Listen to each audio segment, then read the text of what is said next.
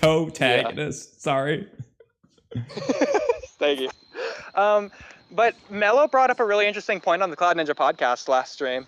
Not a new point, but like a point. I love the way he worded it, because Bara, just like freaking everyone else in the community, is like, oh, do you think Ada's gonna talk to Boruto next chapter? A couple chapters ago, Ada was, seemingly against Kawaki. Now, do you think Ada's about to turn on Kawaki and be on Boruto's side?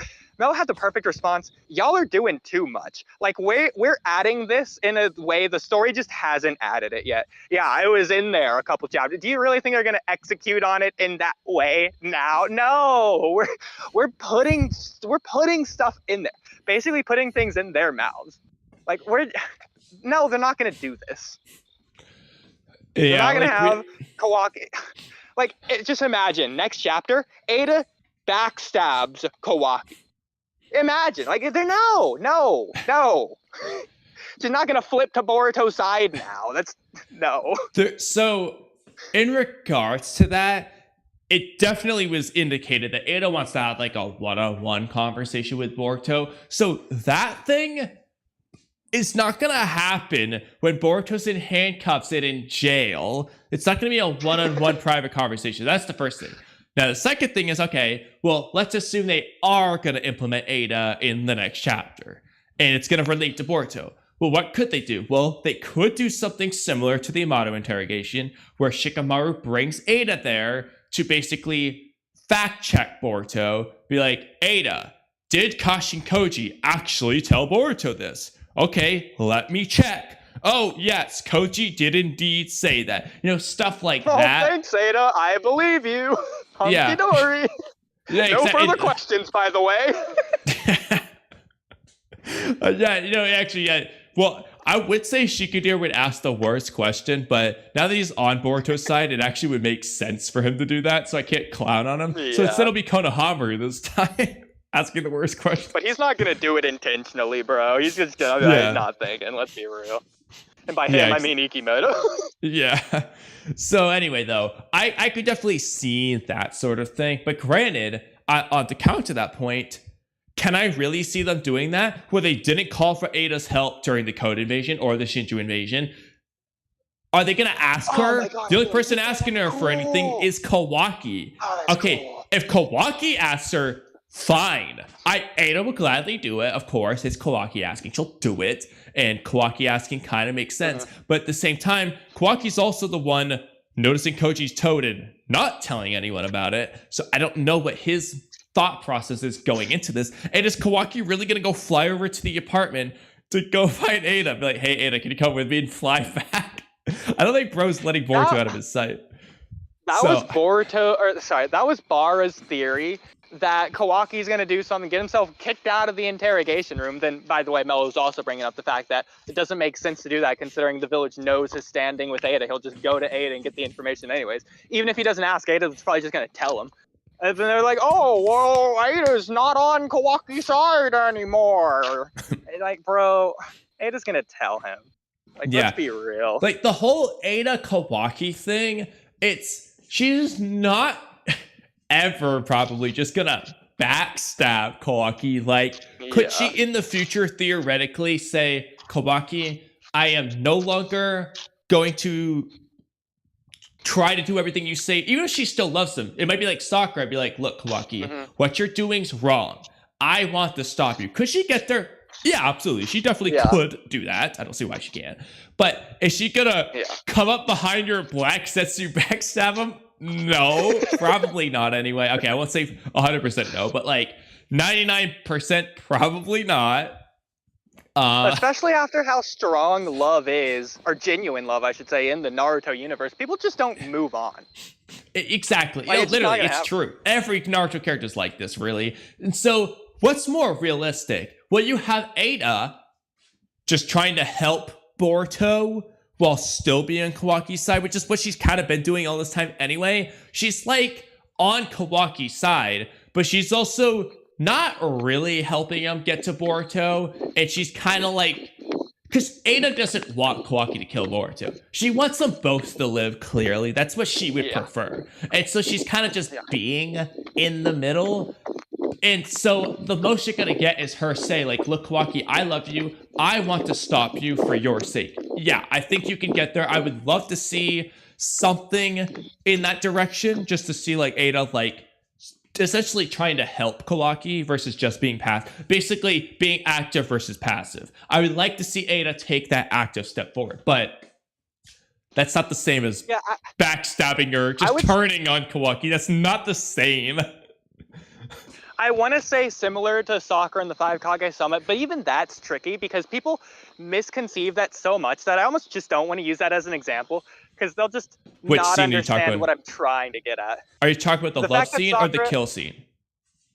The kill scene, because what that scene is, she doesn't hate Sasuke there, and she knows she doesn't. She's trying to take control of the situation because she loves Sasuke. And she doesn't want Sasuke to be wants to stop Sasuke because she loves him. Yeah, she knows that Sasuke continuing down this path is only going to bring Sasuke more pain, as well as obviously every other member of the Elite Village, including, it's also on Naruto's behalf too, that Sasuke doing this is hurting Naruto. So it's also doing this for Naruto, her friendship love of Naruto. She's just trying to put an end to it. It's like Kakashi versus Obito.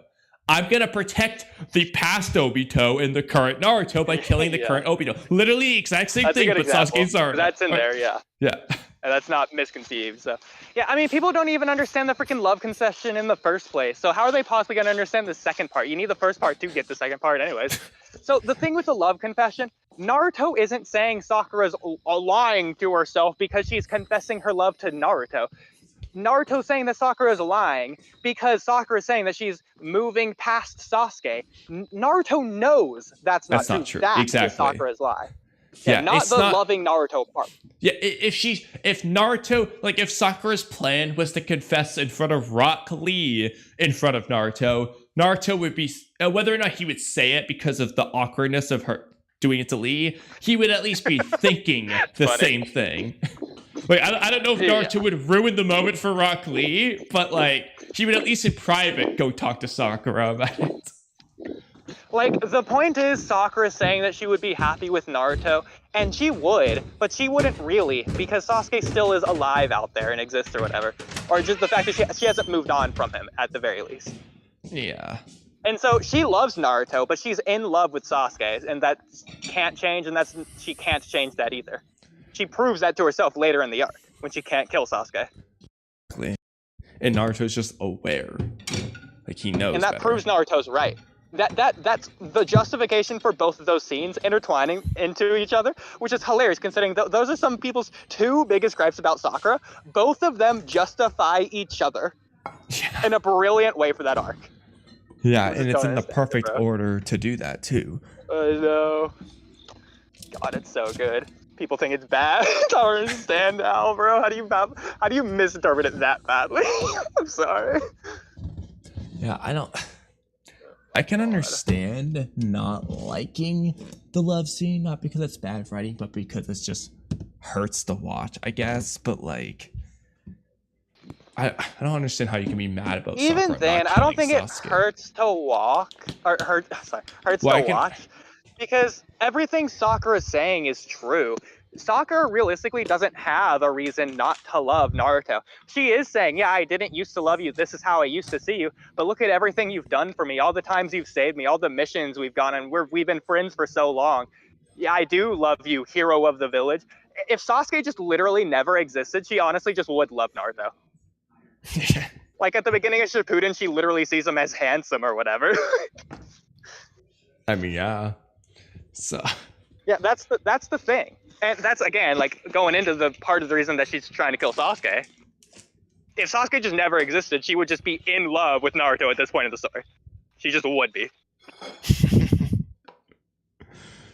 Yeah, it's true. I mean, it is true. Like, especially by this point. Like, after having several years of Sasuke just being dead.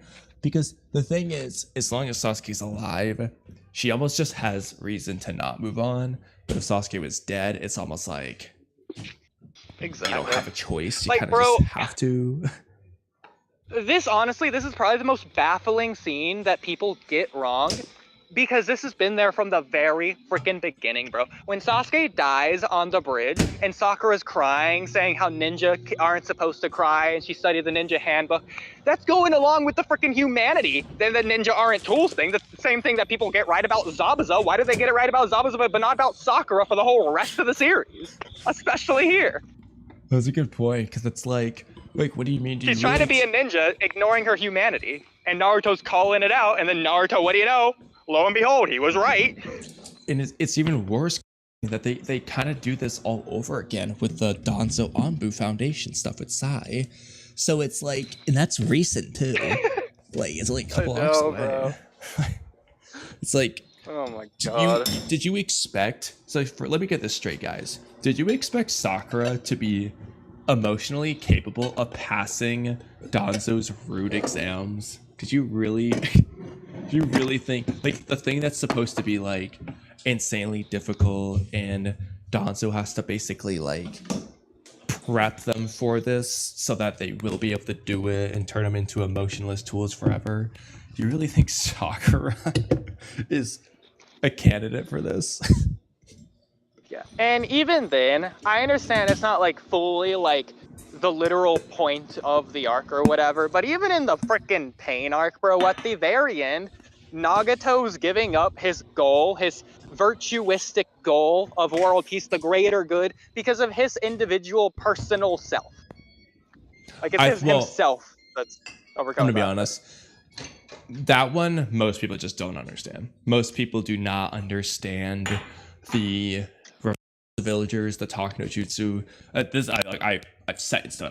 I am making videos on these parts of the pain arc because so many people just do not understand the writing aspect of this. Like, why Nagato more or less kind of basically had to revive the villagers, and why Nagato even listens to Naruto in the end. Like, and why the talk no jutsu He's scenes, always gonna do that. Actually, that's another thing I want to do is why Naruto talk no jutsu exists. Like, why Naruto had to talk no jutsu characters such as Obito, Zabuza, and Nagato. Those three in particular. I want to beating them up. And exactly, the arc is written in that way, so it did need to be written in that way. But that's my problem. That wasn't the arc to do that in.